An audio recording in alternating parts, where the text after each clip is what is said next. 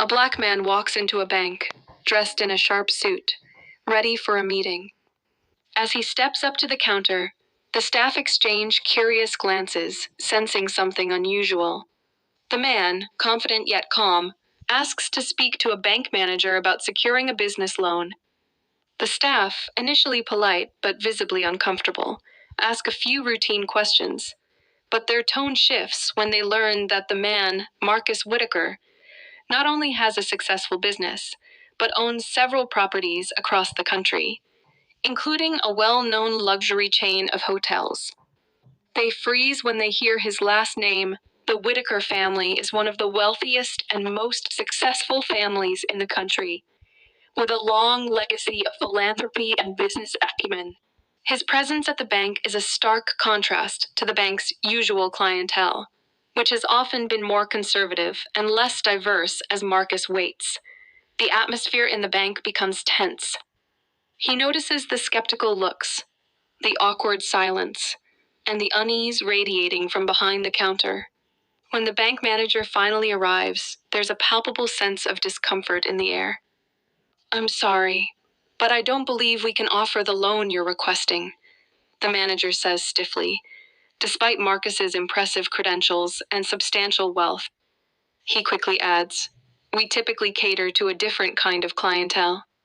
Marcus, not fazed, leans forward with a slight grin. "You're mistaken.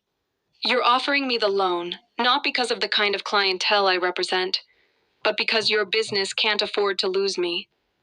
And the truth is, your bank isn't as exclusive as you think. I could have any institution offer me a better rate. But I came here because I believed in making things right."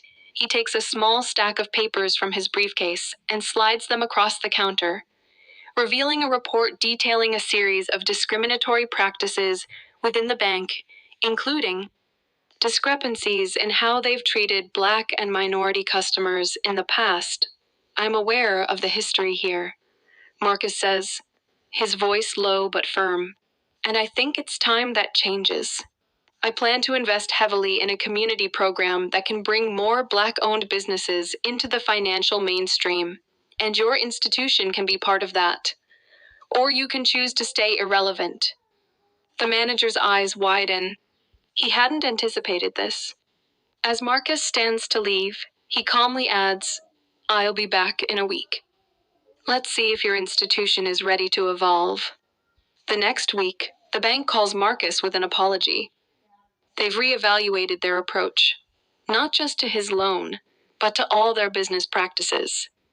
The bank has started initiatives to invest in underrepresented communities and promote financial equality.